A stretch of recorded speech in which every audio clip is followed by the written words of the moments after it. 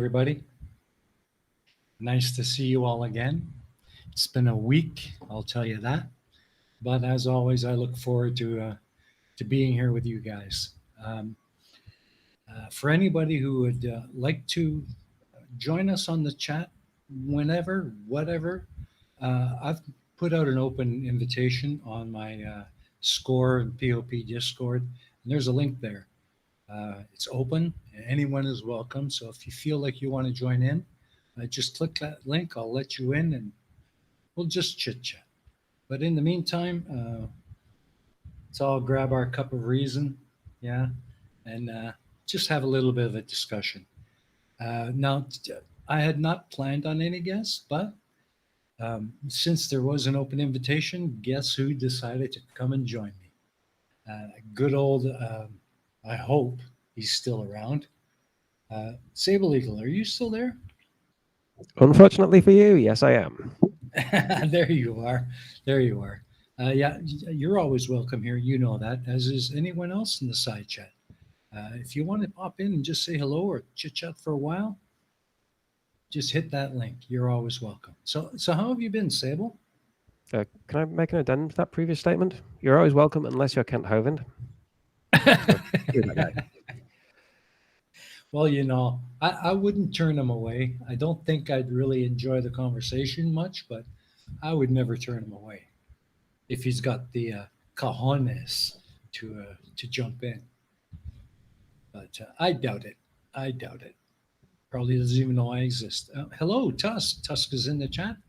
Welcome, my friend. Good to see you again. We have Curve Planner with us. Welcome. Of course, Basic Trig has just joined us. Thank you. Good to see you, sir. Mystique, always wonderful to see you. Still waiting for Dora to show up, but I'm sure she'll be here shortly. So Clive Wells is also joining us. Hello, Clive, my good friend. Rob Parks was here earlier, but he has an astronomy event he has to host, so he won't be able to join us for this evening, but that's okay. You have yourself a good event there, Rob. Hope it goes well. So, what should we talk about? I know. You'll notice on the screen at the top that I have a new link, and this one is in support of the prostate and testicular cancer research. It is Movember. I hope all of you guys out there are remembering to abstain from shaving. I'm letting mine grow in. It's coming in slow, but I'm going to let it fulfill its destiny to becoming a fine mustache in support of Movember and testicular and prostate cancer research. I do have a link directly to Movember.com in the description. So if you do want to donate and help out, any donations will be welcomed. Please do not donate to me directly. As I've said before, being where I am, it's difficult for me to move money around. So I would much rather you just donate directly and know that I do appreciate it. And with that, Sable Eagle, is there anything you would like to talk about? I was hoping you'd keep talking just a little bit longer because I nearly have a parody verse of "Let It Go" for "Let It Grow," but never mind. Yeah, we can. Yes, absolutely. Let it go and let it grow. Show your let support. It grow, let it grow. Toss your razor out the door. I don't care if it's going to curl. Let the beard grow too. Face fur never bothered me anyway. You're such a rhyme virtuoso. Yet. You know, I need to make it rhyme properly. Also, I need You're singing such lessons. a virtuoso. So, obviously, that's not my normal singing voice. No, oh, it's amazing what karaoke technology can do, eh? I believe Blue Feather has joined us. Hello, Blue Feather. Welcome. Nice to see you again. So, yeah, I'm sorry. I didn't mean to cough in the microphone. I hope I didn't blow out anybody's eardrums. I apologize. But yeah, it's been a hell of a week, hasn't it? Hell of a month, really. Um, I'm sure you all know that we have lost another person this week. Flat Earth Fokker has passed, sadly. Um, no matter what side of the fence he was on, no matter what his beliefs were, uh, the right thing to do is to show respect and compassion for his families and his friends. Uh, my condolences to all of you. Losing someone is never a good thing, and I hope that you can find your way back to a sense of normalcy. And I don't know. It's like it's hard to say. I want to put it into words, but I just I can't find the words. But I think I saw a quote somewhere once. I don't know who it's by, but it was so meaningful. And it goes like, the pain from losing a friend or loved one goes deep, but so do the imprints of the memories left behind. And I think no matter what your opinion of a person is, whether he's on the other side of the fence or on your side, um, let's all remember that they were once part of this world, and they deserve to be remembered regardless. So that's all I have to say on that. If anyone else would like to share comments on that, please feel free. I will gladly read them out. But yeah, I just felt I needed to say that. So there it is.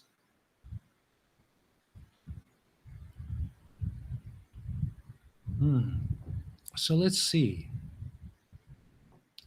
We could extend this Tusk thing. says, I'm happy to have Stoptober and Movember as long as I can have Deathcember, where I get to decapitate anybody who grew a mustache. Aw, really, Tusk? Come on. I'm growing mine. You want to decapitate me? Your buddy? Your pal? Oh, well, that's okay. I'm going to grow it anyway. um, Stoptober, Movember, don't shave December, just leave it January, furry face February. no, Um, okay, that works. may as well carry on at this point, May. Yeah, Hasn't on for and who March and knows? April yet, but you just end up, By just have facial hair. by this time next year, I'll be a Sasquatch. How's that? Yeah. You end up actually having to shave just sort of your cheeks and your neck, just to keep the edges neat. Well, yeah, mine grows in kind of slowly, and it tends to be uh, salt and pepper, because even though I'm blonde, I do have gray, and it comes through in my mustache. So, I but actually that's have all right. fewer grey hairs than I used to have. Well, I think that's true for a lot of us. We don't like to admit it, but you can't stop it, right? When I was maybe 30, I had a lot of grey hair. I'm Hmm. looking more and more like Mr. Sensible lately. So fewer grey hairs than I used to have. Well, I hope I'm as fortunate as my father was. He died at the age of 94, and he had still a thick, curly head of dark hair. Uh, yeah, I hope I'm that fortunate. Have you seen the channel C and Me, Marine Stuff with Maria? No, I have not. I want to know who I have to strangle to have hair like hers, because as Roy Orbison put just it. a just a beautiful coif, eh? Yeah. Um, No captions, not a beautiful cloth, a beautiful. Oh, never mind. yeah. A blue feather says, I haven't shaved in a month, and I am just getting some stubble. Stick with it, there, blue feather. You'll get there. Some of us just grow it slower than others. Curve Planner says, loss is tough. Yes, you're right. It is. It is. And yeah, I mean, we've all had our differences with flat earthers and that side of the fence, but I watched the live stream that Flirspective did. Just I think it was yesterday or the day before, um, and he seemed quite taken aback. He seemed quite upset. I guess they were quite good friends when he was a flat earther and continued to be so. And I really felt, you could see it in his face that he's lost a friend, and that made me think, you know, it really doesn't matter what side of the fence you're on. Loss is loss, and it deserves to be recognized and respected, and sympathy deserves to be paid because after all is said and done, he was a friend, he was a father, um, he was somebody's son, somebody's husband. These people are going to hurt, so I hope they don't hurt too long. Yeah. So yeah. Anyways, curve planner, the Sasquatch life. Yeah, awesome. I think that would be cool. I mean, after all, I have to get myself prepped up and ready for Cheesemondo's Church of the Hairy One. So might as well start now. That ought to be good. How does So, the Church of the Hairy One feel about Cousin It from the Addams Family? what's that? How does the Church of the Hairy One? Hmm. What's their position on Cousin It from the Addams Family? I don't know. I will have to consult with the elders, and we need to come to a consensus on that. I really don't know right now. Um, yeah. Let's see.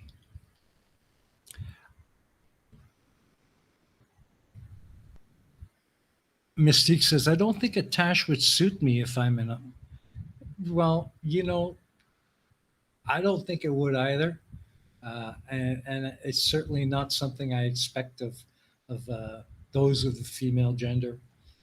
But it, I think it's important for us guys uh, to recognize the fact that we can we can find ourselves in the same position as those who suffer from testicular and prostate cancer.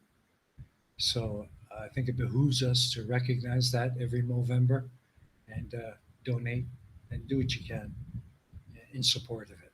So here I am with my weak and rather pitiful attempt at a first growth. But then again, it's only been a day and a half, so give me time. One thing So, you do have to hope with that moustache you're growing there is it doesn't turn as curly as the hair on your head, because having a curly moustache can really get right up your nose. hmm. Daryl Frost says useful charts recently did an Adams family tree. Really interesting. If you're an Adams family fan, you might want to go check that out. Hello, Nimrod. Welcome. Good to see you. The only thing not hairy on me is my eyeballs. Really? Are you one of those back shavers? Possibly he's just a Hello, cat. everyone. What was that, Sable? Possibly he's a cat. Could be. Could be. Daryl Frost says, what was the hand? Was the cousin it? No, Or the was hand he the was furry one? Thing. Cousin It is the 5 foot Was he the. high wig that trails on the floor with a Yeah, pair of yeah, that's right. sunglasses. He was the hairy one. He was the hairy one. That's right. Yeah, that was cousin it. I don't recall the hand ever having a name, though. Did he? Thing. At least What's according to that? the Addams Family pinball game, it's Thing. I'm Thing. pretty sure it's Okay, Thing in the there films as you go. well. Well, it's been a while. That's television from my youth, which was uh, decades ago. So Yeah. Back when there was something on television that was worth watching. yeah, well, I'm a child of the late '60s, early '70s. So my television memories are from that specific era. Like I had my favorites, the ones I used to love to watch every Saturday morning. But some of them have been remade, but nah, just isn't the same. Like, you ever watch Get Smart? No. No, Get Smart was big, big, big in North America when I was a kid. It's Maxwell Smart, Agent 86. Was the battle between chaos and control. I love that show. That show was hilarious. Uh, and then they tried to remake it with what's his name? The guy who did the 40-year-old virgin. What's his name? Um, I can't remember his name, the actor, but he did a movie, a remake back in I think 2000 thereabouts of Get Smart. Uh, it was good, but it just nah, it wasn't the same. And then they came up with a cartoon called Inspector Gadget, it had Get Smart written all over it. But again, I didn't think it was all that great. The memories we have of childhood.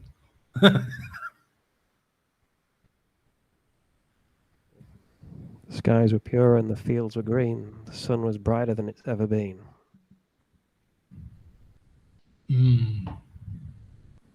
Someone in the side chat has to recognize that. No, I had to shave my tongue this morning. Curve planner. No way. What? That must have been a hell of a hangover. Tusk says, I found a hair in my mouth last week that I couldn't get rid of. I spent 15 minutes trying to spit it out before I realized it was the ingrown beard hair that had come in through my lip piercing. You're kidding me, right, Tusk?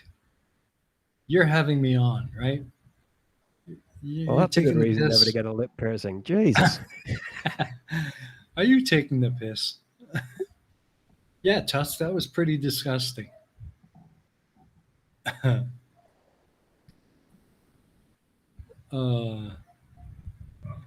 Daryl Frost, yeah, that's right. Missed it by this much. Are you sure you don't want to tell that story under the dome of silence? Oh, that was funny. Maxwell Smart. Yeah. Truth be told, though, I watched the show for Agent 99. She was hot.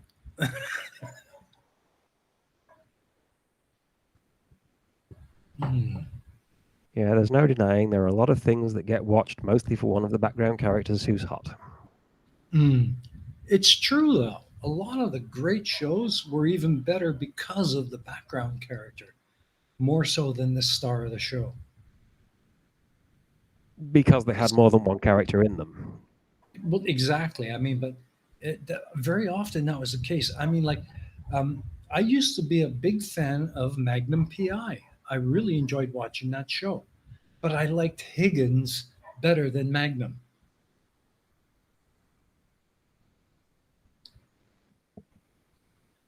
It's funny how that goes. Curve Plimp said, Curve Plimp. Sorry, used tongue. Curve Planner says, hangover? Never. Okay, maybe this time. Uh huh. Yeah, Curve Mm-hmm. planner suggestion. Shave her first. You won't have to shave your tongue afterwards.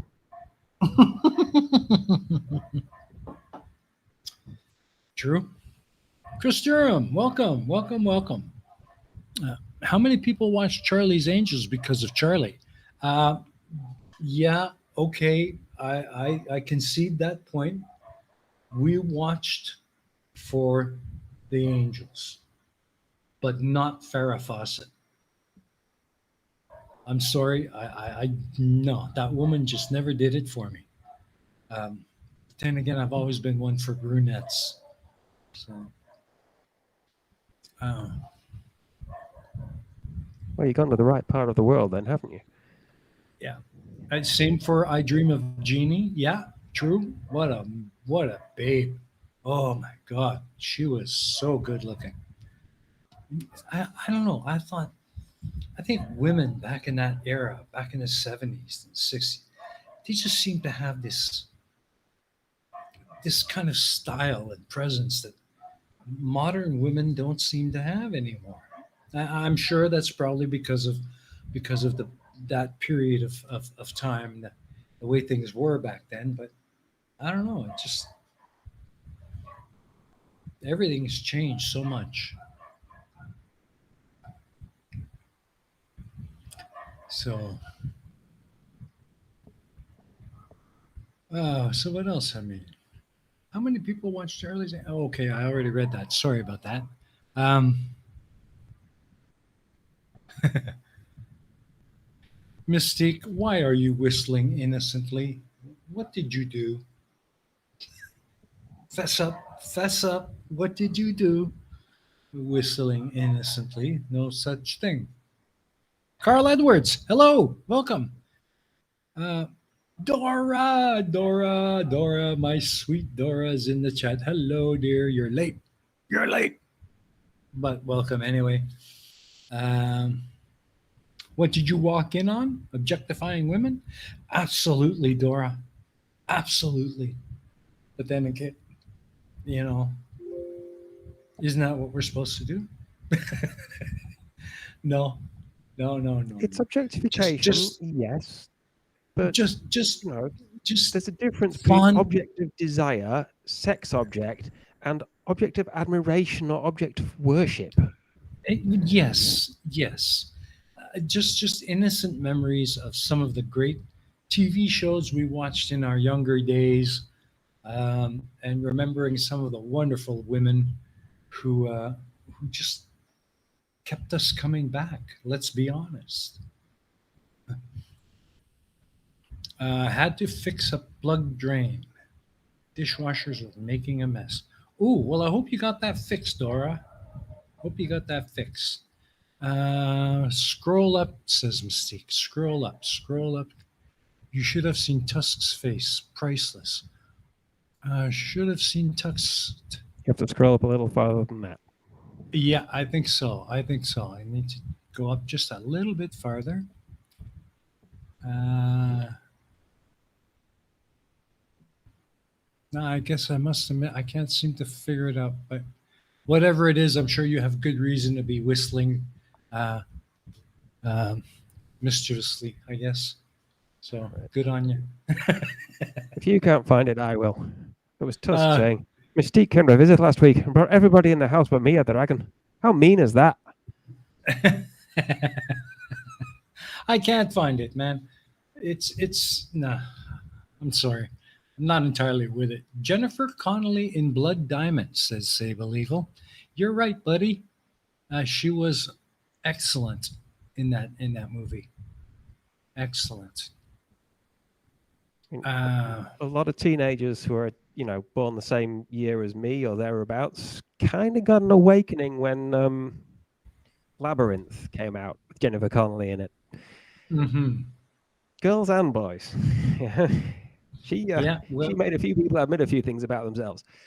But some of them have just got it. when You know. when she was in Blood Diamond all these years later, she's improved since Mm. Labyrinth. Let's see what else have we got here. Uh, nothing really.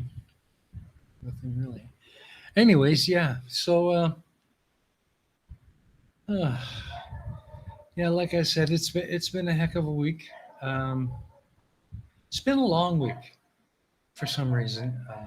Had some personal health issues to deal with, but seems to be getting better. So that's a good thing. The plot hole is in the house. Welcome, Johnny. Good to see you. Good to see you, my friend. Uh, always welcome. Always welcome. Dora says, was thinking you were going to mention Eternal Sunshine of the Spotless Mind. That's Sable Eagle. So, Sable, where are you going? I was not Are going to you, mention that. uh,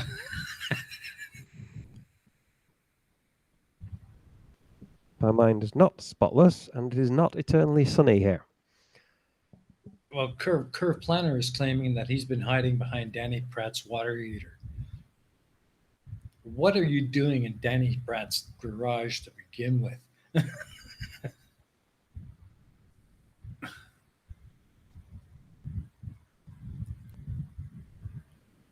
Oh, wrong movie. Other movie. Let's find it.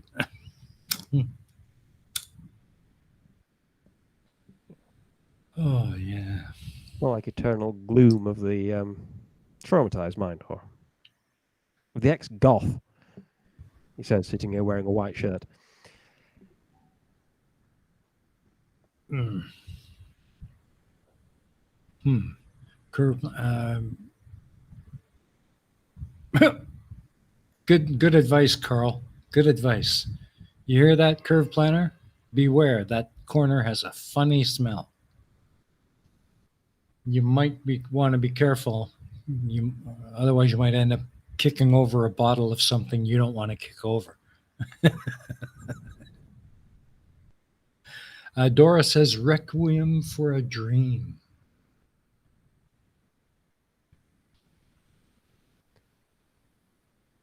Thank you Ooh, for that there is a information, naked Dora. I shall scene with be her. sure to check it out later. There is a naked scene with her. Screw later. Get on Google right now. Find that son of a bitch. I've got the hotspot. There is topless Jennifer Connelly in that, but honestly, Blood Diamond, the character she plays, that whole,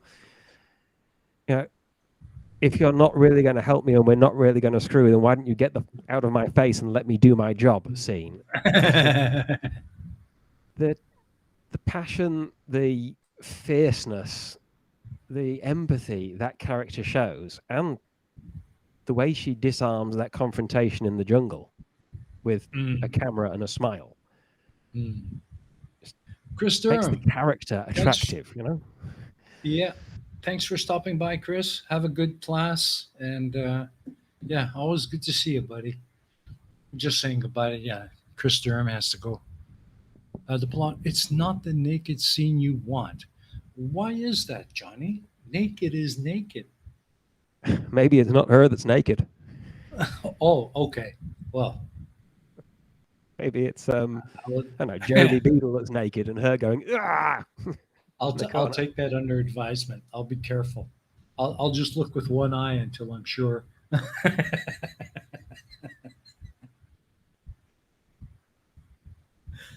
Oh,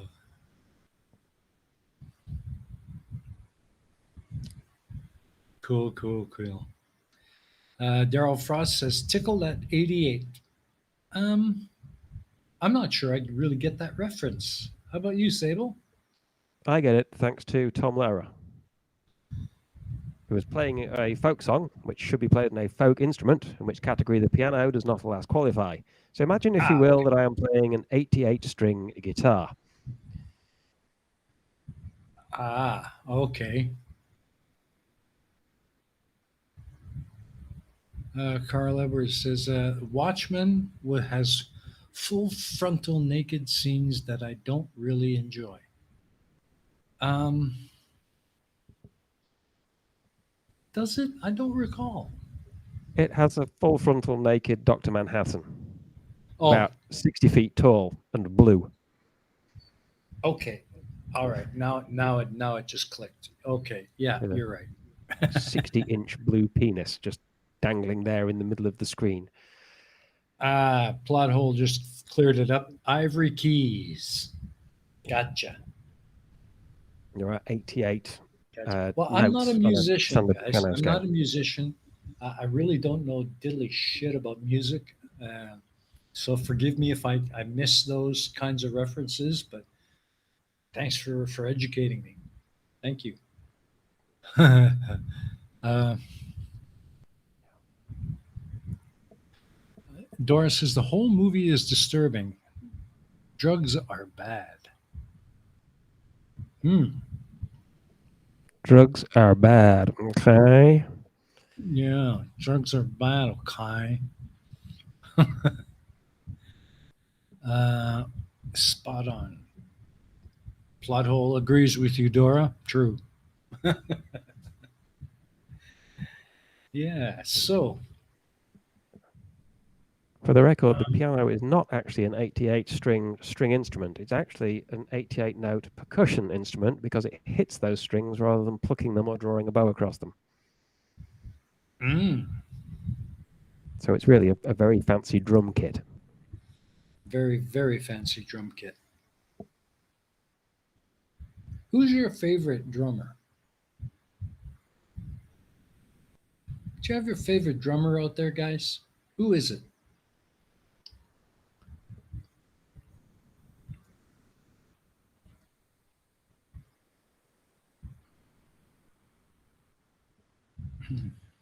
Requiem Nico for a McBrain? Dream isn't an Lenny? easy watch.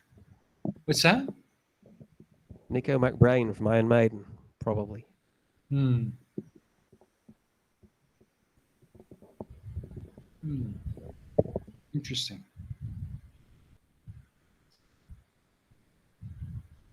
Bonzo. Daryl, I agree. Bonzo is a great drummer, but I like Animal the best. Animal was cool. I used to love watching the Muppets just to get a load of Animal on the drums. Phil Collins, yes. Yes, Phil Collins is an incredible drummer. A lot of people uh, they diss him a lot, but when you watch that boy play the drums, he's got it, man. He has really got it. I agree. Yeah. Do have to back you up on Animal, though. He is good. Well, yeah, Unless, but I can't remember her name now. Spanish. I kind of I hate to do it, but I kind of have to slightly disagree with you, Dora. I don't think he's all that bad a singer. He's better than a lot of others who came out from behind their instrument to sing. Um, so I can't really agree with you on that, but I definitely agree that he's a great drummer. But that's just me.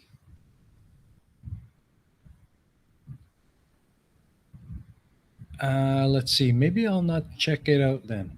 I don't like seeing Jennifer Connelly unhappy, even if I know it's only in character. Well, that's part of the job, I guess, hey? I'd rather see her Oh, fully clothed and happy. I'm, oh, by the way, I'm I old-fashioned want like that.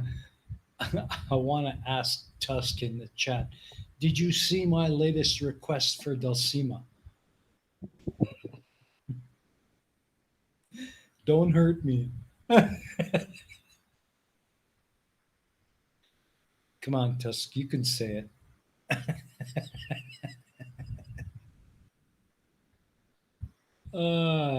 Yeah, you did good. So when can I expect to see that video? I'm buying my tickets now. I'm getting front row center.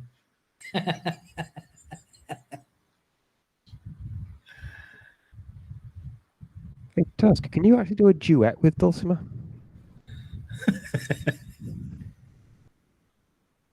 You could do the Phantom of the Opera or something like that, you know?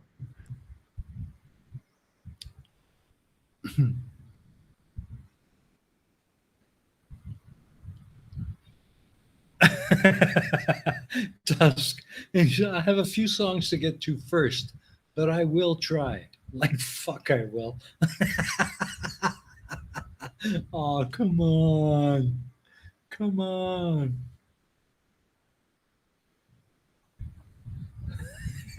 Sure, you should be able to do the duet, you know? Oh, Carl Edwards has a request for Dulcima also. Don't cry for me, Argentina. Good one. Good one, Carl. Good one.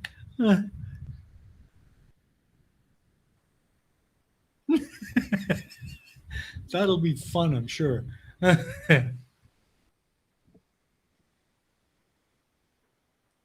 Yeah.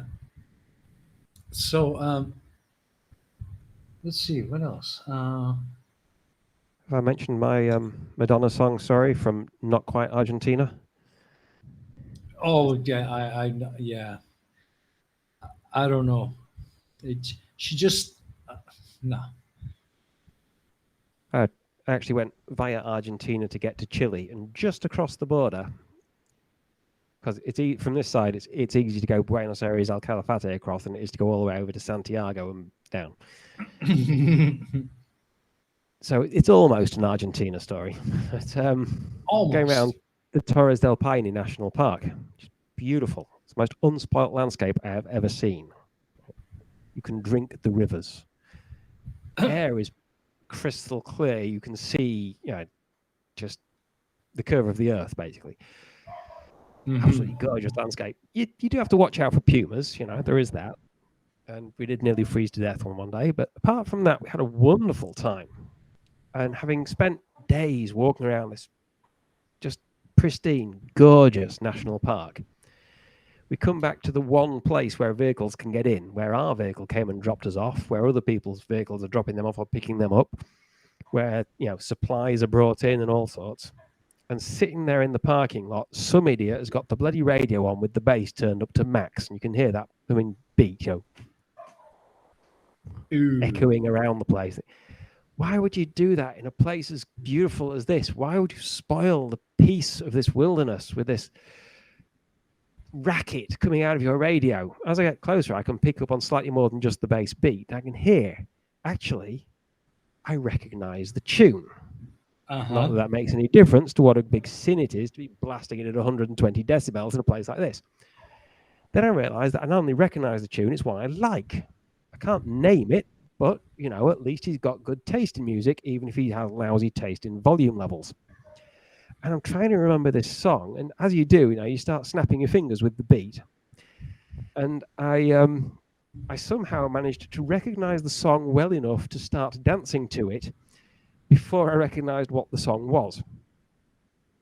And around the same time I realized what the song was, I saw the driver of the vehicle grinning at me dancing along to his music. His song was Like a Virgin. Oh, God, I remember that song. I remember that song. I probably look slightly silly doing that dance while wearing full hiking gear.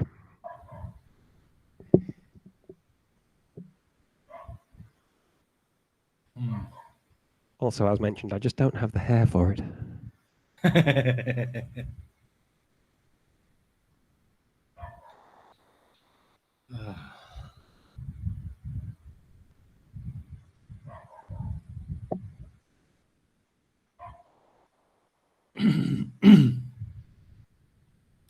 So, anyways, yeah, there's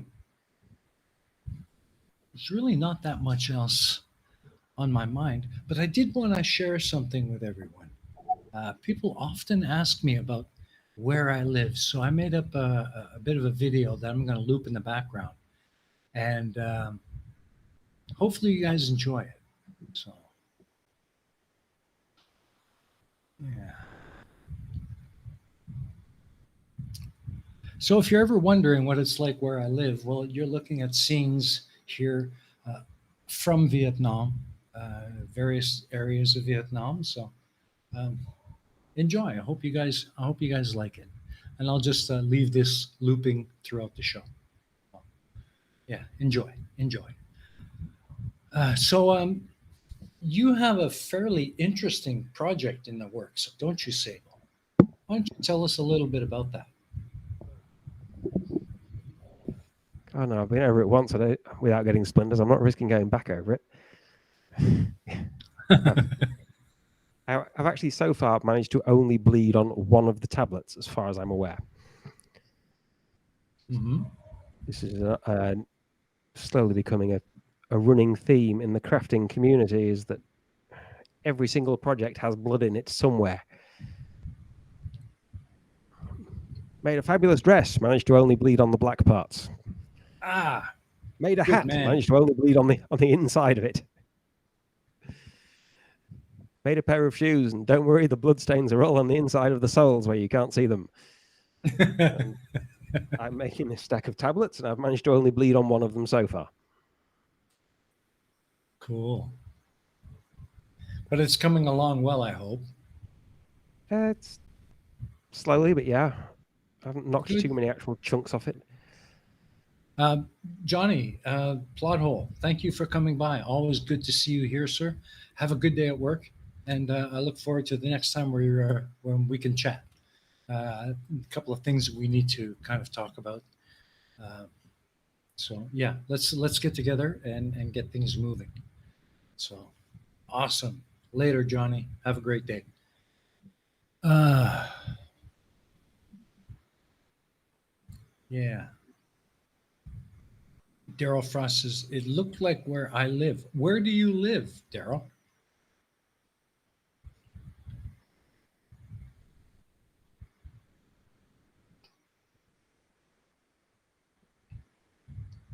Okay, now that's impressive. What is near big city? Um, well, these are shots taken in and around Ho Chi Minh City, which is where I live.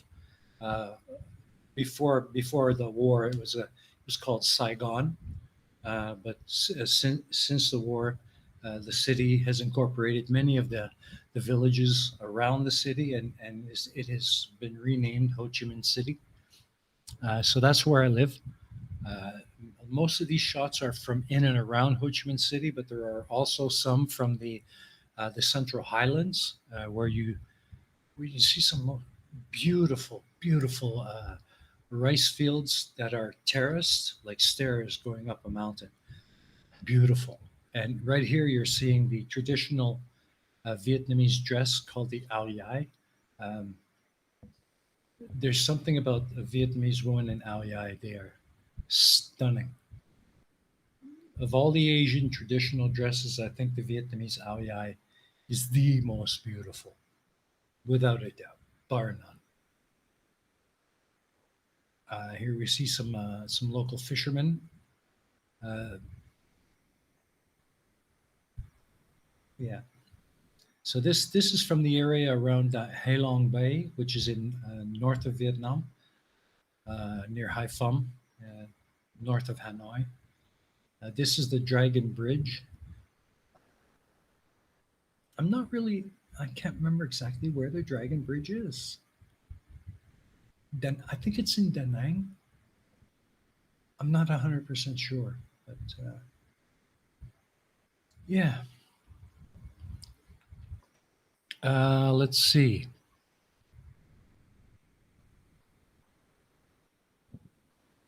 Daryl Frost says, "Okay, now that's impressive." What's impressive? Ho Chi Minh City, I think he said, looked like it. Yes, as I said, most of this footage comes from in and around Ho Chi Minh City. Yes, that's where I live. Daryl Frost, Australia. um, a good afternoon, Vietnam. Yes. I was half It expecting to see the looks like Avengers Tower in there.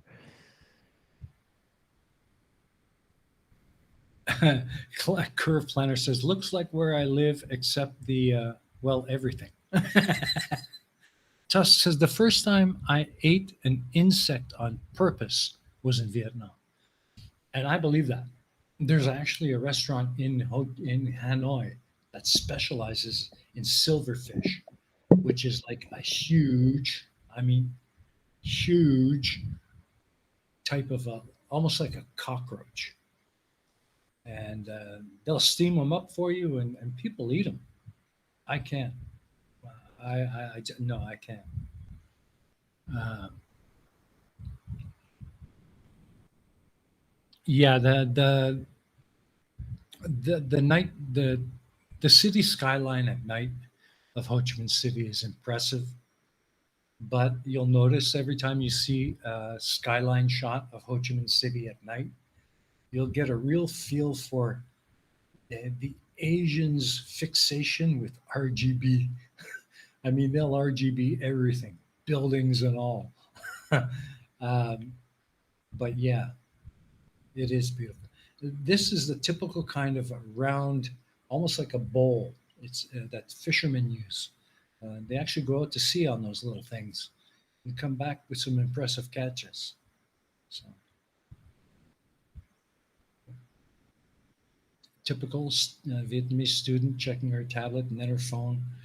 They've always got two or three devices on them.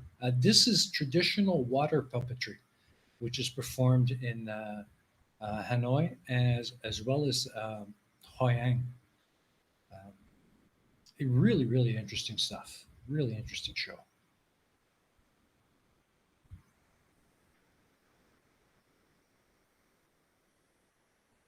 Yeah, it's really cool. Really, really cool. Traditional Vietnamese longbow tour through the Mekong Delta. I've taken this tour. It's a wonderful trip. 3 days going from the main Mekong Delta up through the rivers further east, or sorry, west and north till you get to Can Tho. And when you get to Can Tho, you can climb the mountain to the monastery at the top, the pagoda. And from there, you can actually see the Cambodian border from as far as the horizon goes. Sorry, I had a bit of a green screen there that I forgot to take out. I just whipped this up. It finished rendering about 10 minutes ago, so I really wanted to put it up and share it with you guys. And here you can see the terraced rice paddies. Beautiful, beautiful, beautiful. Um, well, Dora, if you ever do decide that you want to visit Vietnam and take that well-deserved vacation, you let me know. You just send me a message, and I'll hook you up. I'll take you around and show you everything there is to see.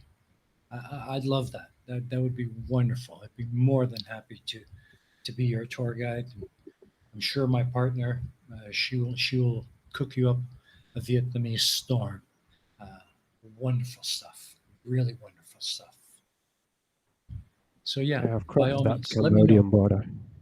What's That was that?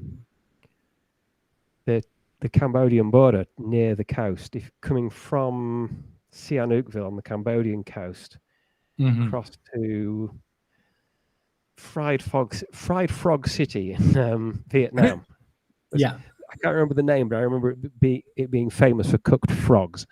yeah. And I don't think they meant French soldiers. I think they meant actual amphibians. And Mhm. the border, Well, you there's check out of Cambodia at this little kind of border hut facility, and then there is a highway bridge with absolutely no vehicles on it.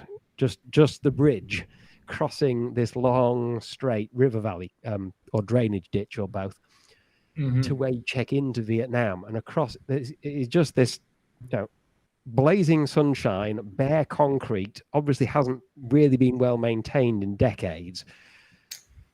Half-mile stretch across this valley where you're just carrying a bag and walking between two countries. And Mhm. it is so obviously a border.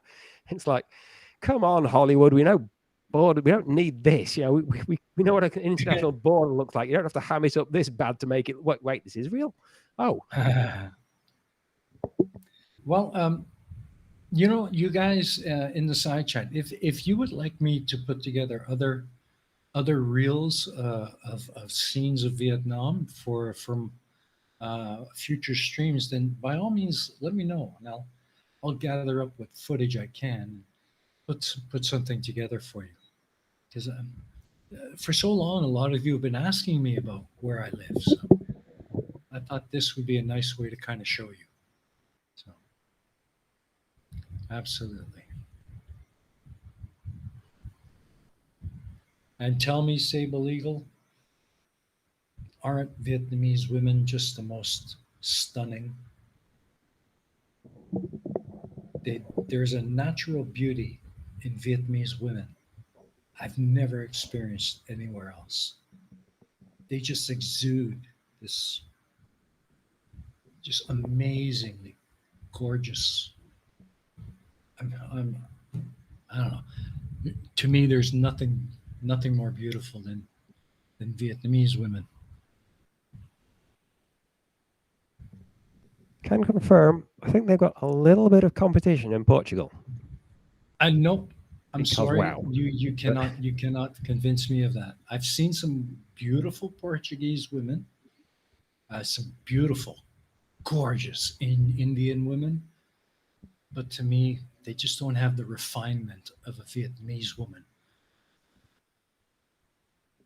when it comes to just that natural beauty. I'll tell you what, this girl who's on screen right now in the white eye, her Hmm. young lady there admiring the lanterns. Let's just get a half-hour reel of her. She's got a nice Okay. smile. That is one thing I did notice about Vietnamese ladies, apart from just generally gorgeous, is that smile. Yeah, It's like turning on that's the floodlights at a theater, you know. it is. It really is. Most Vietnamese women, they just have this natural appeal, and often they can get away with it without even using makeup. It's who they are. You know, they really are beautiful, beautiful women.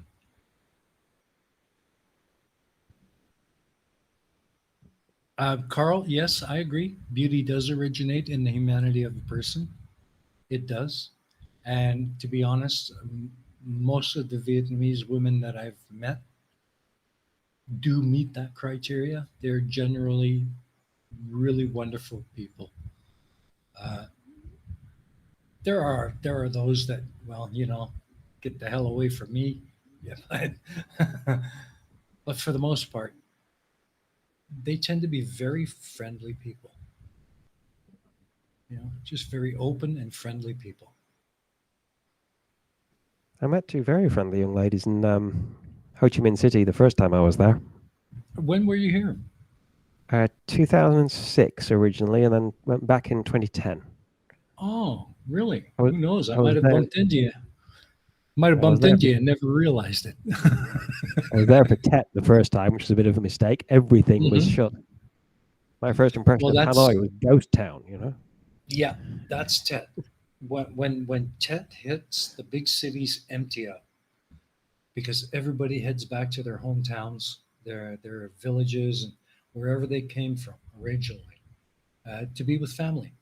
And nobody works. Everything shuts down. You're right. In the big cities, a lot of the major retail outlets do generally will stay open, uh, the restaurants and things like that. But for the most part, everything shuts down, and it's all about just spending time with family, visiting family, and just enjoying that holiday. It's the big thing. Tet for the Vietnamese is like Christmas and New Year's all rolled into one holiday. It's a really big holiday, and some very interesting traditions that come along with that as well. One of them, for example, according to the Asian astrology, I am the year of the ox, and there are certain years where uh, let's, for example, the year of the monkey or the year of the rat, where it's good luck to have a person from the year of the ox to be the first to walk into your home, because that exudes or brings good luck into the home. Um, so, and lots of other really interesting traditions. Um, maybe what I'll do, it'll take me a while to put it together, but maybe I'll do a video for all of you uh, about Tet, the history of Tet, the traditions of Tet, some footage of Tet. Uh, Maybe that'll help to kind of oh, I don't know, explain uh, what TED is all about.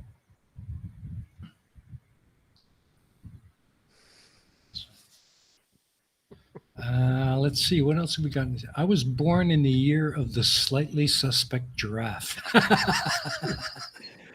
Oh, Tusk, that explains so much. It really does. That explains so much, my friend.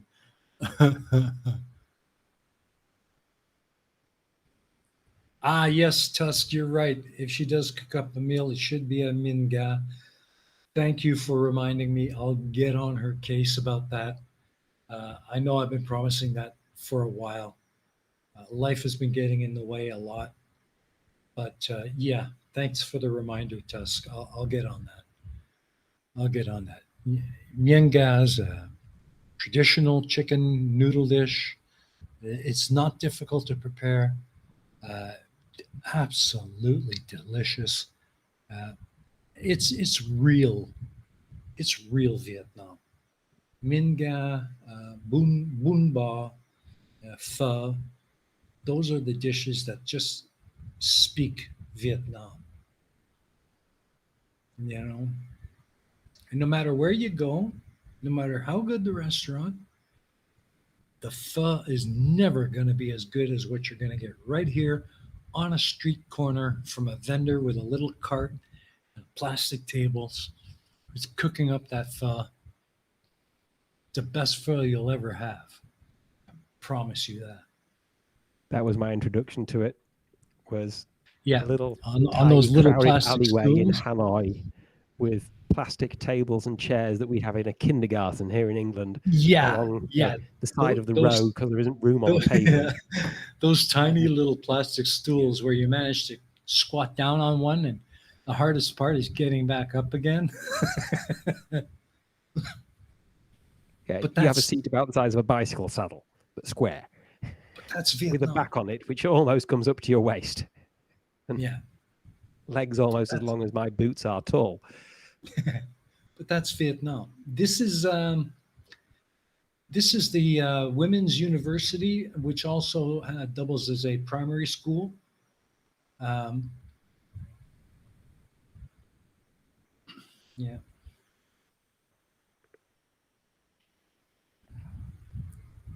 Yeah, the two friendly young ladies in Ho Chi Minh City. I was walking down the side of the road, and a scooter pulled up next to me with two girls in it. One of them jumped off and slipped around arm Hmm. around my waist and hugged me close and said, "Hey, Mister, you want to dance boomer? $1." I thought $1 doesn't even Hmm. pay for a condom. What the hell is this? This is obviously a setup. But I had this very attractive young lady tucked under my arm with her arm around my waist. I wasn't going to complain too much as long as I got away with it, Uh-huh. uninjured and unrobbed. I'm walking along and I can feel, next to us, the scooter with her friend on it is just quietly keeping pace. And I feel a hand slip from my waist round to my backside and then up a bit Hmm. and then down into my back pocket. And then she looks at her friend on the scooter and shakes her head sadly. And I thought, nice try, darling, but that's not where I'm carrying my wallet. Thanks anyway. I quite enjoyed it.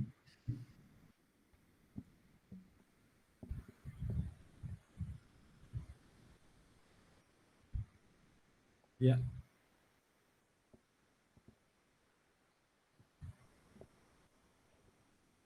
Vietnam wasn't actually bad that way. It was Cambodia that was terrible that way. Having to stand in a circle around a heap of all our luggage, all facing outwards, like drawing the wagons into a circle in an old western, just to stop them getting stolen.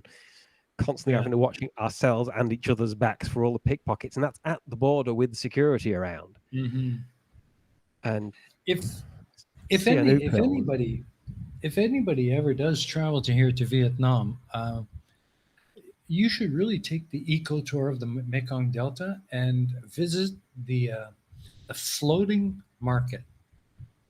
You can buy almost anything, but it's all on boats on the river. And the boats, each boat will have this really long pole, and at the top they'll hang a sample of whatever it is they sell on that boat.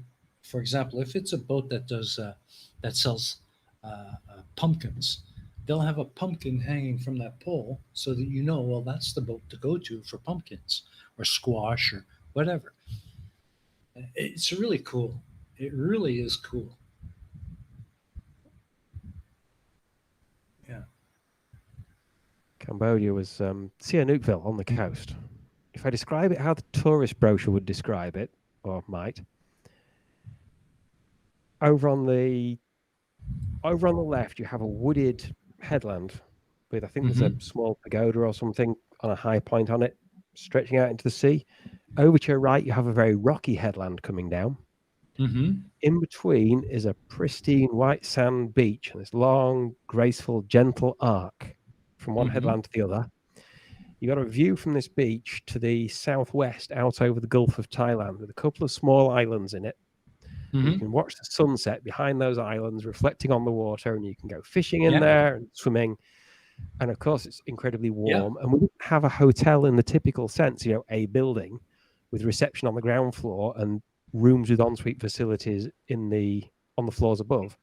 Mm-hmm. I We know the had place. an area with a rooftop swimming pool. We had a swimming pool in the center with a small wooden hut for reception and one-bedroom bungalows instead of hotel rooms, Mm-hmm.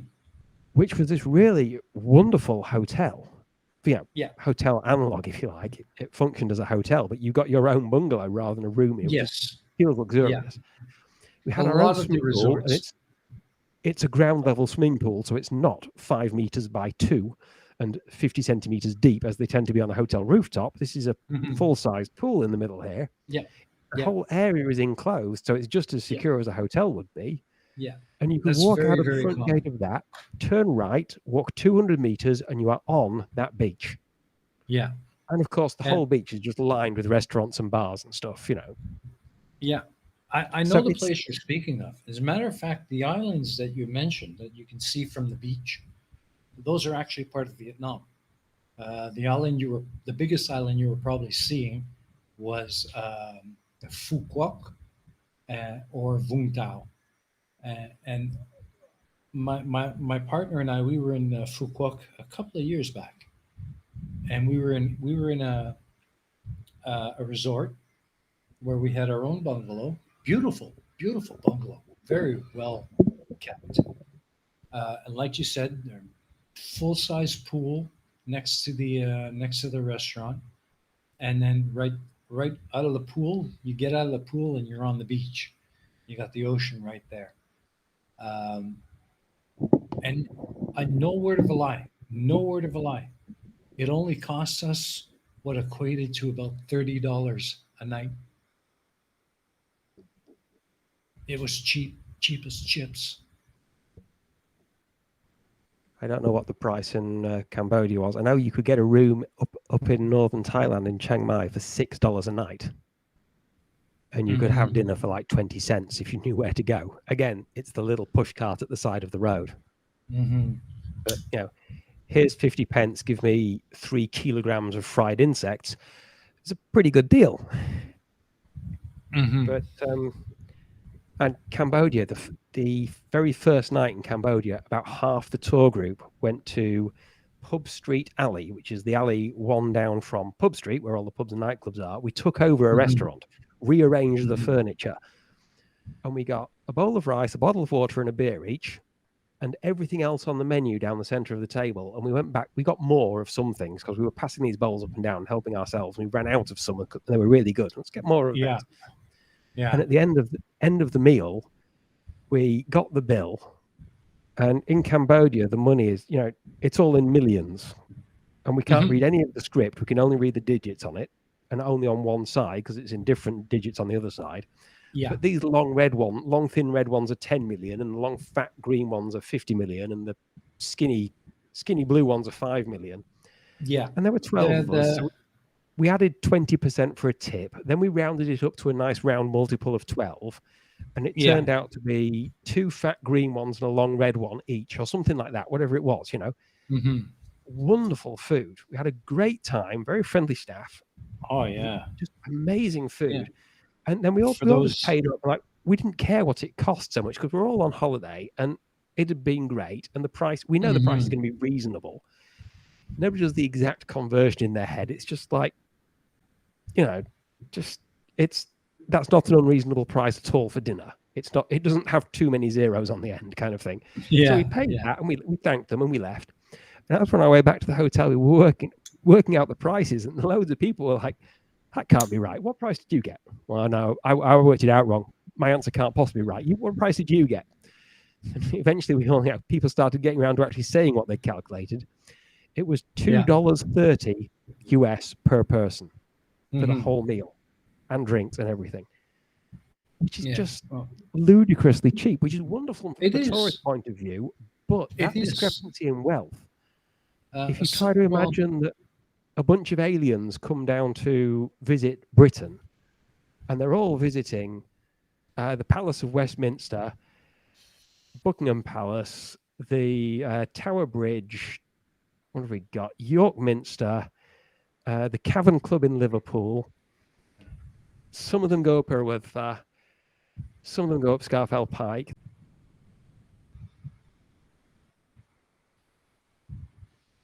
All right. Now, let me see if I am back. And I should be okay.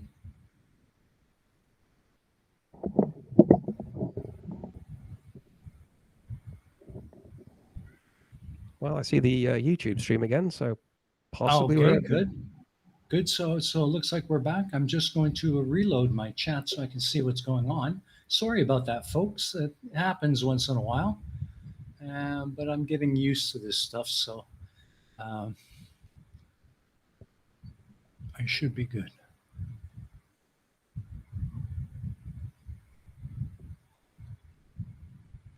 All right.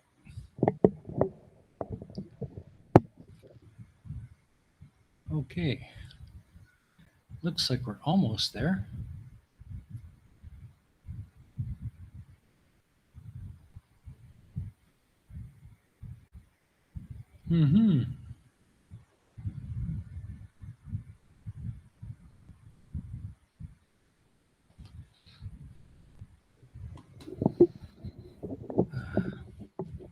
Just bear with me, folks.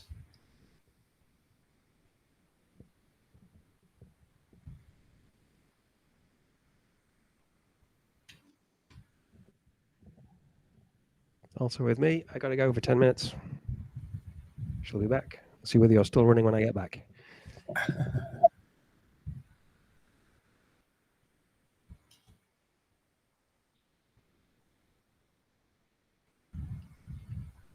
All right, we're back. Can everyone still hear me? Just give me a thumbs up in the side chat if we're all good.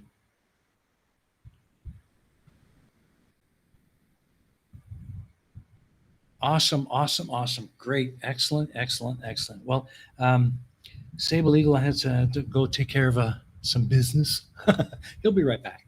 But I thought maybe in case you guys are curious, stuck in Florida. Hey, buddy, how are you, man? Great to see you. It's been a while. Thank you so much for coming. This is Vietnam, buddy. Absolutely. You should remember some of this stuff. You bet. This is Vietnam. Anyways, here's a sample of what our currency looks like. This is a 2,000 dong note. It's made of a kind of a paper. There is also a 1,000, a 500, and a 200, which are worthless, really. I mean, a 500 dong note, you could probably cost you more money than to roll a cigarette with it, to be honest with you. And here is a sample of a 5,000, which is blue. Again, it's made of that cloth. I don't have any other denominations with me, but the rest of it is made of this mylar. This is the new 500,000 dong. The new 500,000 dong bill.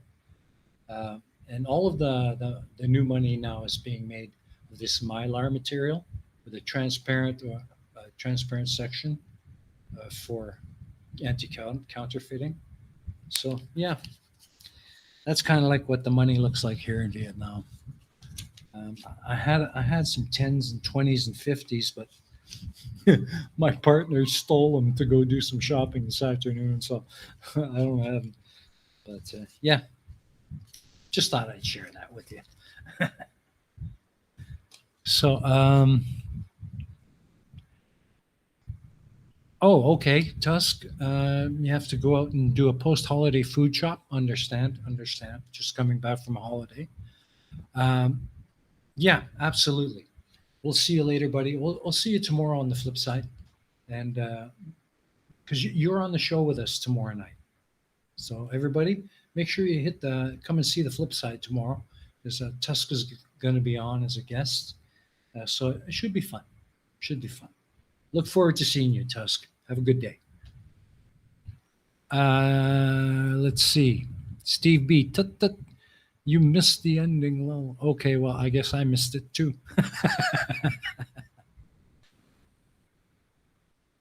um, yeah. Yeah. So back to what I was saying. To Stuck in Florida. One of my earliest subscribers to Stuck in Florida has been just an awesome supporter, and haven't seen very much of you around lately, buddy. But I'm so glad to see you back in the mix. And anytime you want to come on and have a chat with me, you're welcome to. You just say the word, and I'll get you in here. Okay. Um, yeah, I know. I know you've never been to Ho Chi Minh City, um, but some of this footage is from north of Da Nang, from Hoi An, Hanoi, Hai Phong, Hai Long. So you might recognize some of it.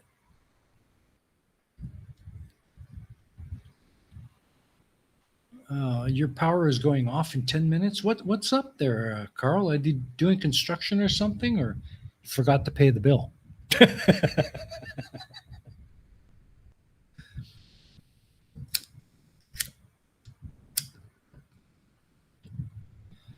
Oh man. Yeah, Carl. Always, it's always great to see you here. You're always welcome. You know that. Um, and again, to everyone, Mystique and Tusk and Carl, Stevie B, um, of course, Sable Eagle, who's stepped away for a second. 9 o'clock hero, how you doing, buddy? I mean, all of you. If you want to join in and just come on and have a chit chat, just send me a message in my Discord. I will be more than happy to welcome you all onto the stream for a chat. You guys are really my reason for doing this, and I look forward to it every week. It's the highlight of my week, other than the flip side, because Crafty, just the most amazing girl I've ever had the privilege and pleasure of knowing. And yeah, the flip side is really special to me. And but yeah, it's given me the confidence to do this. So I'm glad I'm able to do it. I'm going to start work this week on another Vietnam reel of footage like this, kind of give you guys a feel for where I am and what it's like here on a daily basis. I don't mind sharing that at all. Stevie B flipping fingers. What? Okay, you caught me off that on. Caught me off guard on that. Yeah, Mystique, you're welcome. Anytime you want, dear. Just send me a message and you're on. Okay. Absolutely. Anybody. Curve planner, same for you. If you want to come on anytime, you just let me know. We'll make it happen. Okay. I mean, you guys are the highlight of my week, and I'll be honest. Um, as a teacher, I don't get a lot of opportunity to socialize online because my schedule just won't allow it. But I always look forward to this every week. Um, and every week, I sometimes, lately, I've been seeing new faces, new people, and that really makes me happy. Um, And if you want to bring your friends along or tell your friends about this, bring them on. If they want to join on, I'll bring them on just like anyone else. They want to join in, just let me know and I'll send a link your way. Um, it's why I do this. Um, I mean, I love it. I really do. You know.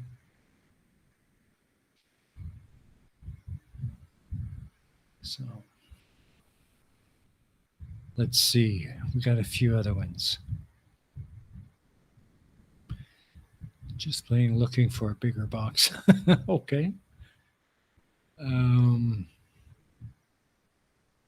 let's see. Okay. Oh, you have to go, Stevie B?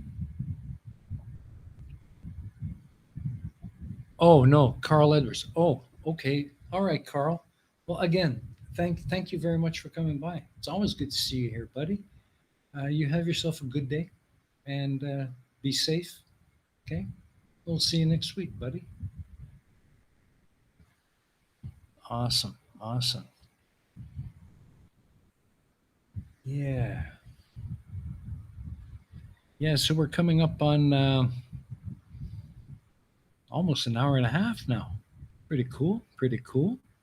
You guys wanna keep this loop going of Vietnam, or do you want me to can it and go back to the other one? Just let me know.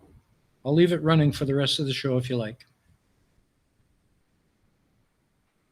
No worries.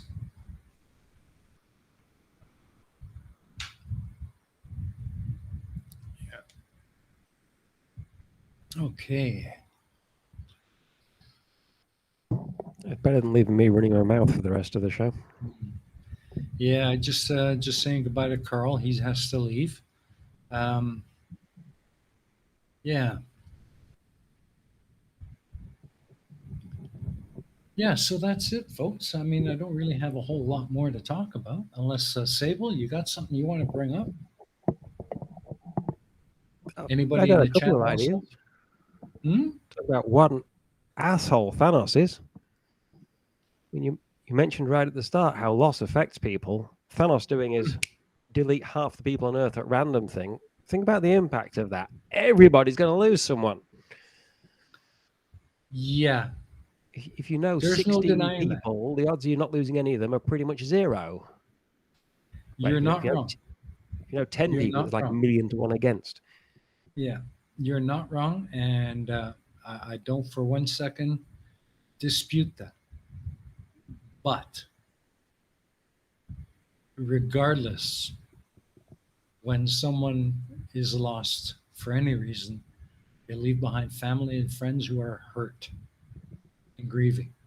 And it behooves us as decent human beings to sympathize, express our condolence, and hope that they don't have to suffer for too long and move on.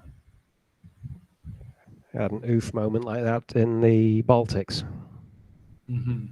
Went up there and on the west side of one of them, there's the little island of Kuressaare, Hmm. which is now linked by a causeway because the water was so shallow they could only get very small boats through anyway. And any boat that small, you can pick it up and carry it across a causeway, so they may as well, Yeah. And of course, controlling the waterway was quite important back in World War II. So when the Germans pushed the Russians back out of Eastern Europe, they took over Kuressaare, and the Russian soldiers who were trapped on there, because they came up with the mainland and then west onto Kuressaare, were just trapped there and wiped out by, the Nazi aggressor. And then a few years later, when the German Empire collapsed as the Russians pushed them out of Eastern Europe, the German soldiers on Kuressaare were trapped there and wiped out by the Russians. So there's a little museum there with, the story of the German invasion. Well, the Russian occupation first, then the German invasion and occupation that kicked the Russians out, and then the Russian invasion and occupation that kicked the Germans out, and then independence decades later. And they have, the weapons and artifacts and stuff, but there's also this little graveyard. It's not big. I mean, I've seen bigger village graveyards in England. it has just sort of a line of stone structures like about the size of the grit bins you'll see at the side of the road in places where it snows, down one side. And it's got a few stone slabs in the center and a bunch of gravestones laid out in a grid pattern. Mm-hmm. When you actually look at the gravestones, some of them have things like 3 different names and then underneath 4 unknown German soldiers. And there's one of them that's a single stone that is just marked 8 unknown German soldiers. Mm. And the stone slabs standing in the middle are 8, might be 10 huge stone slabs covered in names of German soldiers whose last known location was somewhere on that island. Mm. And you don't Interesting. have to like the Third Reich to think every single one of those soldiers had a mother who was hoping he would come Yeah. home. And, maybe a sister who would like, or a brother, or children, or parents, or someone who would like to be able to come and at least lay some flowers on his grave, and nobody knows where it is. Mm-hmm.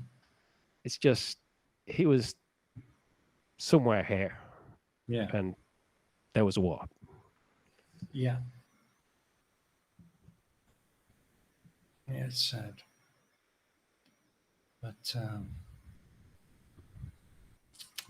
it's unfortunate.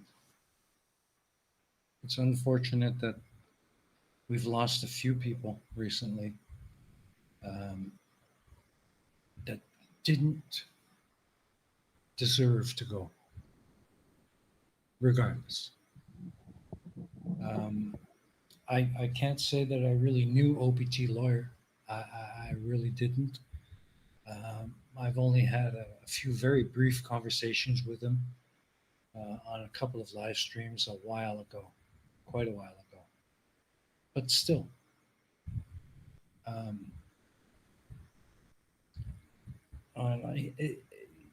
it needs to be acknowledged and remembered and treated with some kind of dignity and respect. The same thing for Rob Skiba, and of course, most recently, Flat Earth Fokker.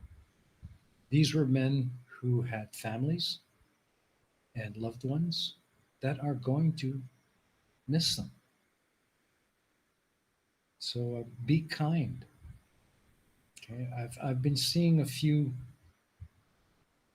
creators kind of using them to make a point.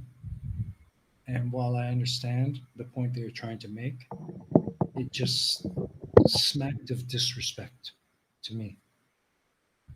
But that's just me. That's my personal feeling. You know, sorry, just how I feel. So February 26th will be 4 years since I've been to Asia. Says Stuck in Florida. Wow. Well, ooh, I didn't know you'd. I didn't know you were in Southeast Asia 4 years ago. I thought it was longer than that. But hey, dude, buddy, you ever make it back here, you better call me, because you and I got some. We got some traveling and partying to do for sure.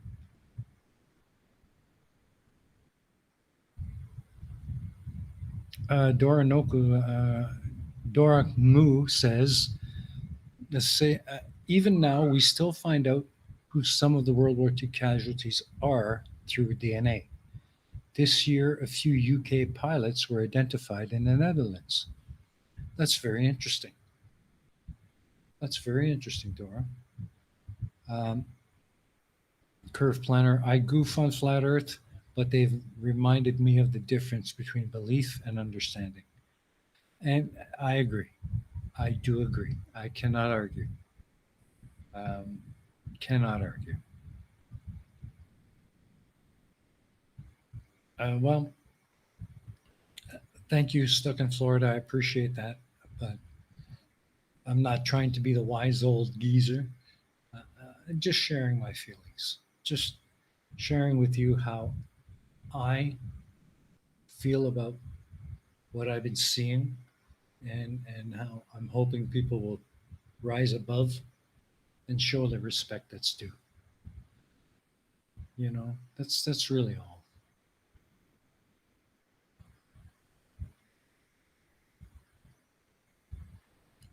Well, I understand that, Dora. I understand that. But still, before anything else, they were people with families.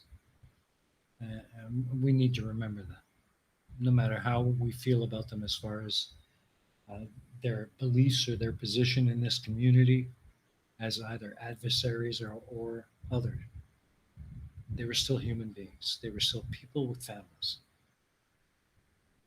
And I can't step on that. And I don't like other people to step on that. So, but I do understand, Dora. I do.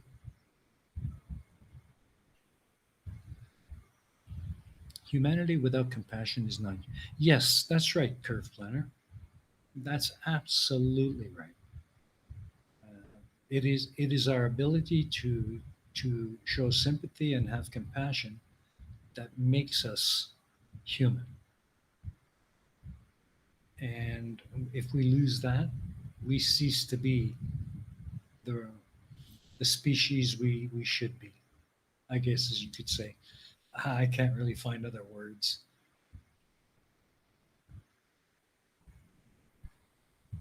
Yeah, you're right. You're right, Nimrod. I wouldn't wish any illness on even my worst enemy, no matter how stupid they are. And again, that is not something I can argue with, but I just feel at this time we need to leave that side of our opinion of the person aside and just focus on being a decent people and respecting the loss. Yes, beliefs can be consuming stuck in Florida. Family believers, some crazy stuff, but they are good people. There you go. Christian Ganelis, good to see you, my friend. I wish I could stay, but the sauna is hot.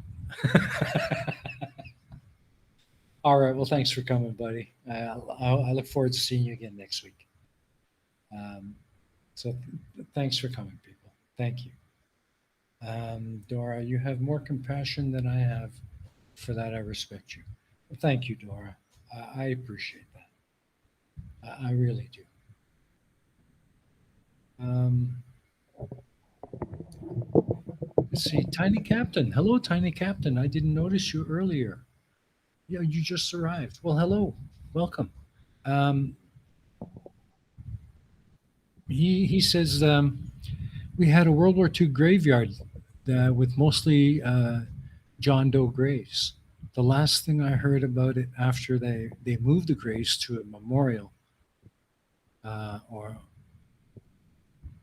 they ID'd most, or they ID'd almost all due to DNA. Well, that's cool. That's cool. It's great that they're able to do that. Put a name to the loss.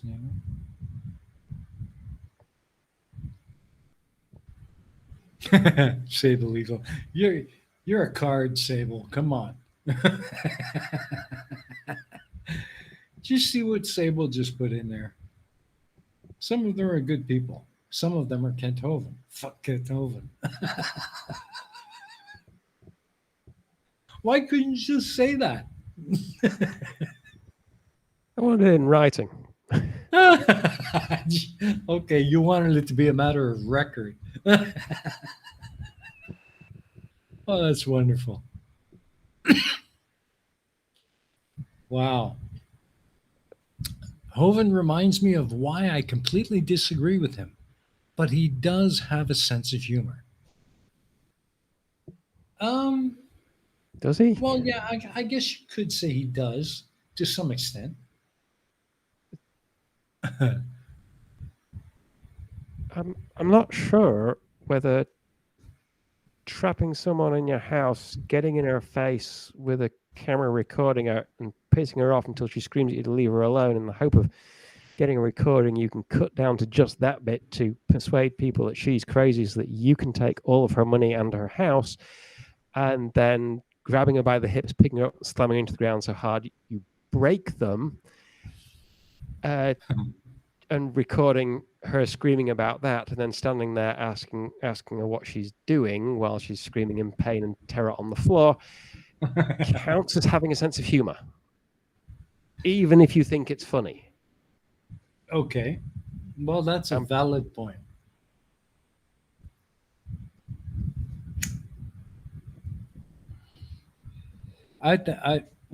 When I think of Kent Hoving having somewhat of a sense of humor, I'm thinking of things like the goofy way he's always doing, like the whack an atheist. You know, that that to me is kind of funny because it just shows you how ignorant he is. I mean, really, that to me is funny. I I wasn't think that prepared for that, millions Sable of Eagle. dead from a preventable pandemic might disagree about willful ignorance being funny, but Yeah, well, only those who loved them might. yeah, you're right. Say willful ignorance is nothing to laugh at, but sometimes you just can't help it because the willful ignorance leads them to say such stupidly funny things.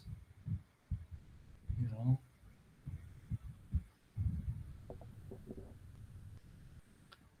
So so yeah.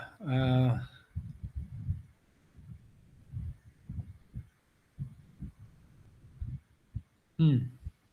Anything else in the side chat? What else you got going on, Sable? You're awfully quiet. I got very little going on at the moment due to being, Mm, old, crippled, and basically useless. yeah. Well, I'm glad you were able to find some time to come and join me tonight. You know, it's always a Been pleasure practicing my Lee talking to Marvin impressions. you. Wheels are made for rolling, mules are made to pack. I never saw a sight that didn't look better looking back.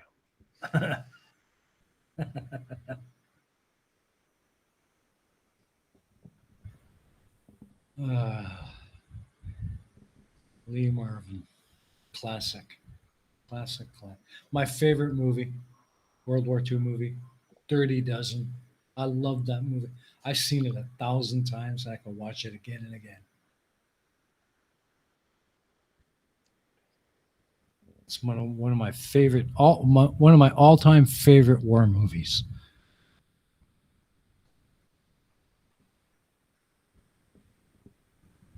I was wondering what the subtitles are going to make of it.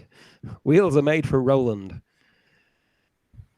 Surprisingly, the subtitles have got most of that right.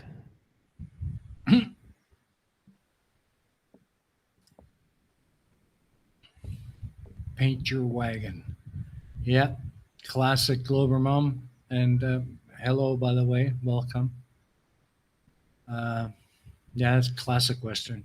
Paint Your Wagon. You bet. Curve planner, you got to be more careful with your typing than that. What?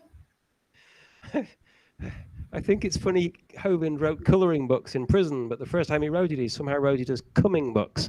That's just that's not the same thing, Curve planner.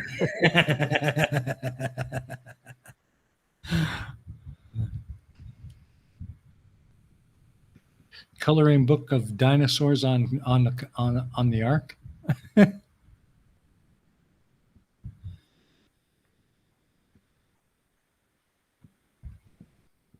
Cool. Oh, Christian, you need to go. Okay, well, thank you again for dropping by. Always good to see you.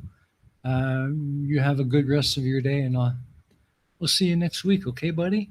Thanks for coming. Der Butts. There. Hello, Der Butts. Hello, hello. 9 o'clock hero says, "Ouch." Why you say "ouch"?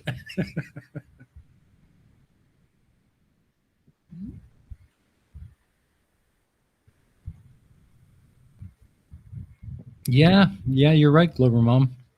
Hovind in jail to be a fly on the wall.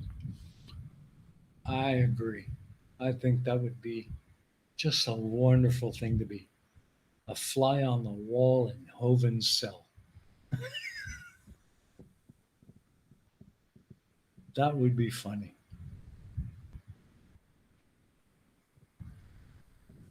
I'm not sure whether flies can see in enough detail to really enjoy that. Hmm? Also, I'd prefer to be I'm not quite sure how Ghostbusters would describe it, a full audio visual apparition. Ah. So that as well as watching, I can point at him and go, ha ha. Ha ha. Ha ha. You could do the old Jake Marley thing on him. This is where you're headed. This is where you're gonna be. Ah. Excuse the chains, they make noise.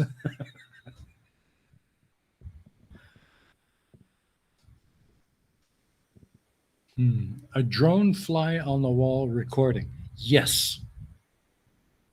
Yes. I will call NASA right away on that, Glover Mount, see if we can get that worked out. Maybe we'll Wait get until he's a robotic just about cockroach. asleep, or even fully asleep, and lean over him and whisper in his ear, "You're going to die in there." And then disappear before he can open his eyes. Yeah, looking around, where'd that come from? Who said that? Who said that? Eh. Oh. Telltale atheist has been goofing on Hovind, catching another state paid vacation.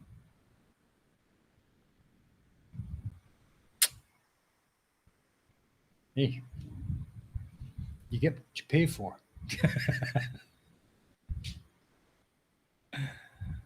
Oh well. So, is there anything else? Does anybody in the side chat have something you'd like to talk about? You just speak up. Give me a topic. We'll get on it. Don't be shy.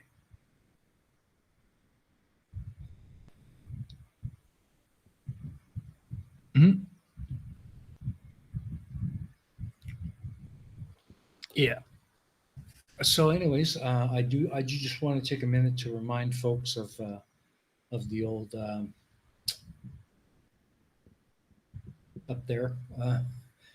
If you can, the link is in the description below, along with a link to the Pink Fund. Remember, everyone, this is Movember. If you're a man, please support Movember and prostate and testicular cancer research. Abstain from shaving. Grow that stash in. Absolutely. I've started mine, as you can see. Be a few more days before it's filled in, but it's getting there. It's a worthwhile cause, and I would request that you please, uh, if you're going to donate to Movember, please use the link in the description. Do not send money to me. It's very difficult for me to move that money around and get it to where it needs to be, and I don't really want to carry that responsibility. But I donate locally, and I hope that those of you who can will do the same. And let's help keep the fight going. Who knows? Your donation might be the one that pays for the breakthrough. You never know. So yeah, um, I don't really have very much else to say. Really, I'm kind of talked out. um, but yeah, this video reel of Vietnam in the background. I'll try and make up a new one for next week. Um, if you have suggestions of other things you would like to see as kind of a backdrop to the show, um, yeah, get on the Discord, share your ideas, and I'll do what I can to put something together for you. You know, um, Dora, I'm sympathetic. I'll not shave this month. Well, I don't think it would really matter much there, Dora. But thank you very much for the thought, and your support is obviously welcome. So, so how about you, Sable?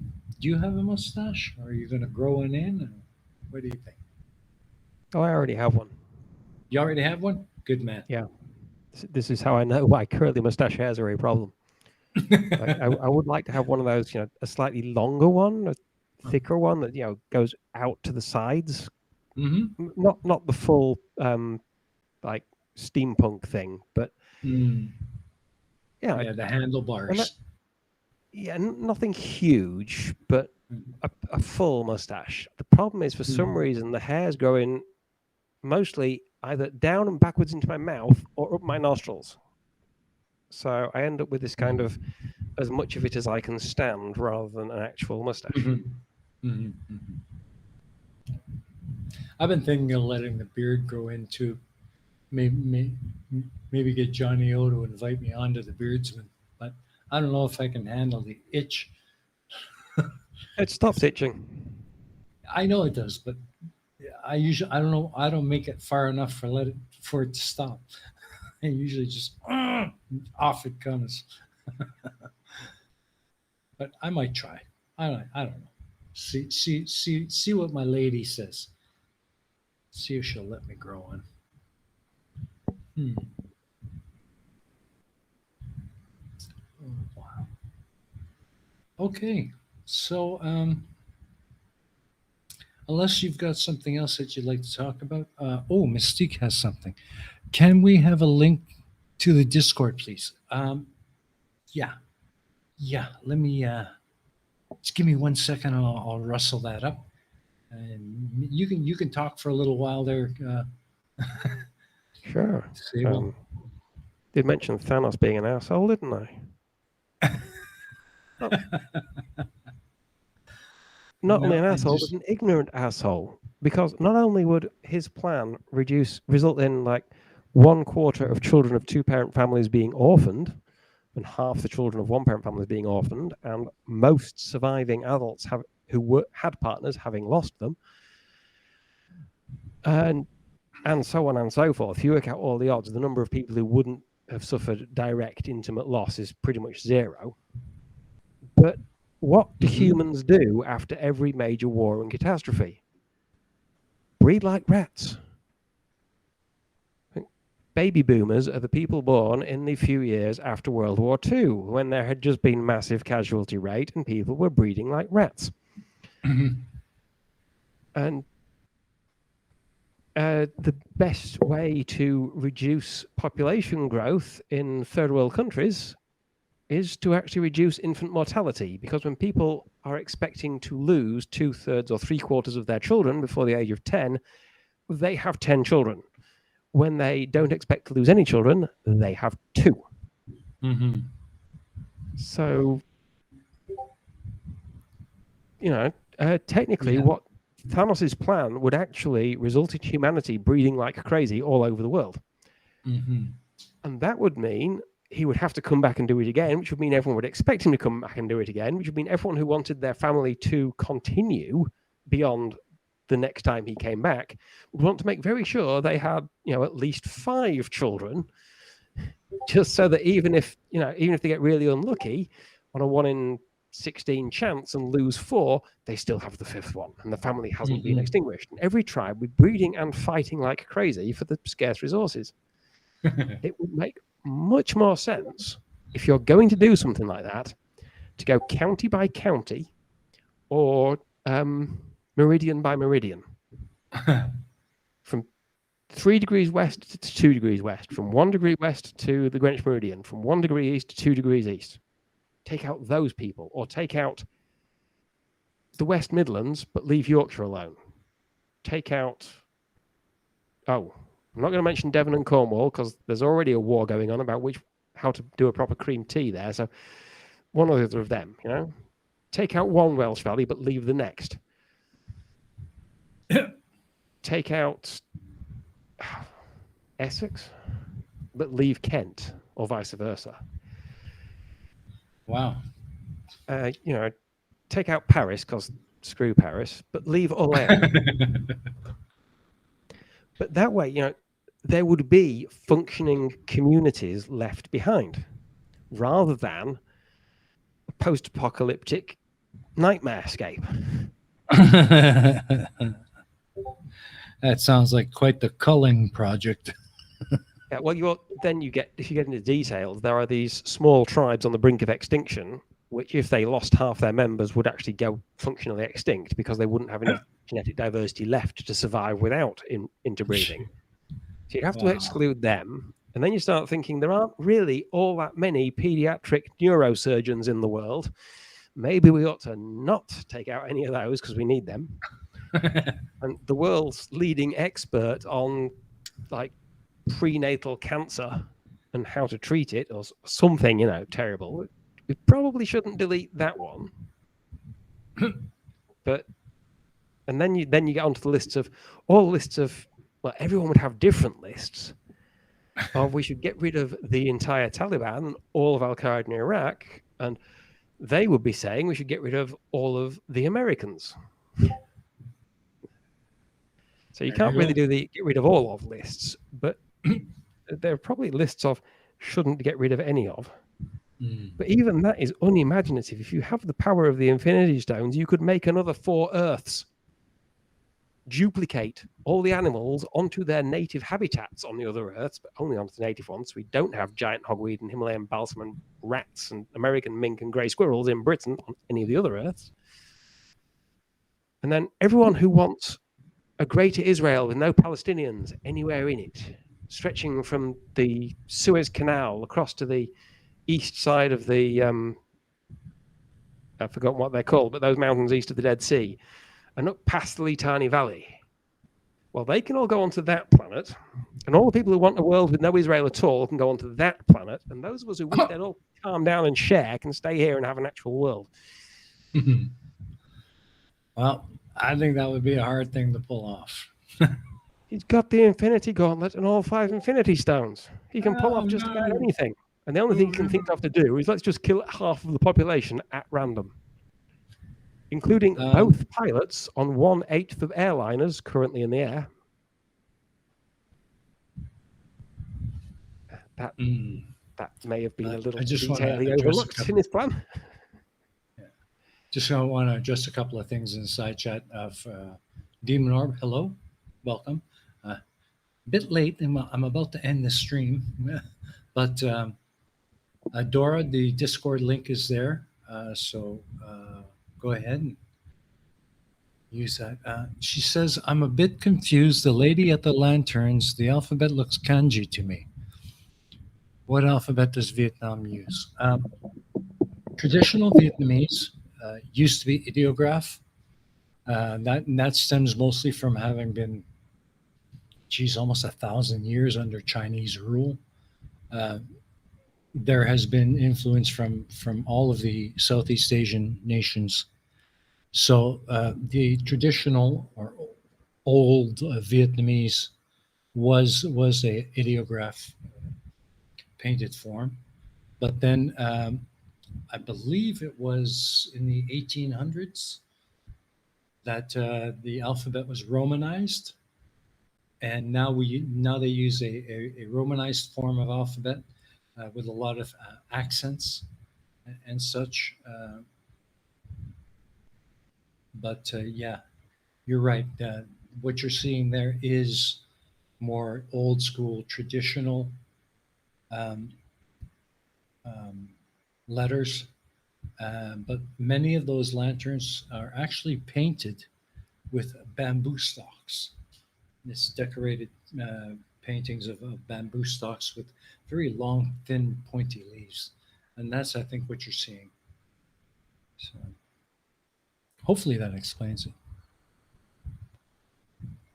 Chunum, stylized kanji. Yeah, sort of. Yes. I have here somewhere some traditional Vietnamese hand painted uh, parchments. Uh, I'll see if I can dig them up, take a screenshot, and I'll show them on the next stream. I'm a boomer, 1964. Haha, cool. I'm 1961. Um, First of Gen X, 1965.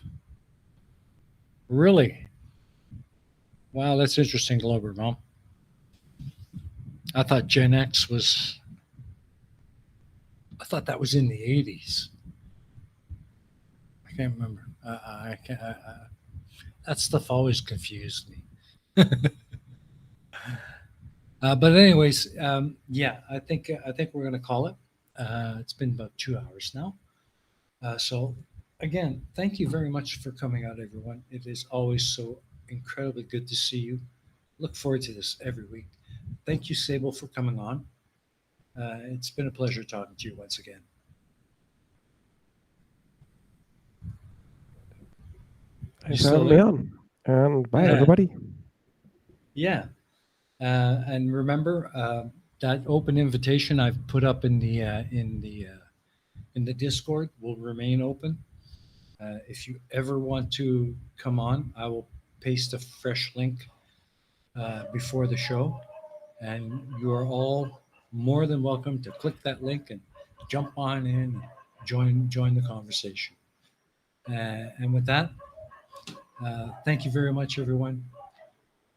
Love and peace to you all, and I'll see you again next week. Good night, everybody.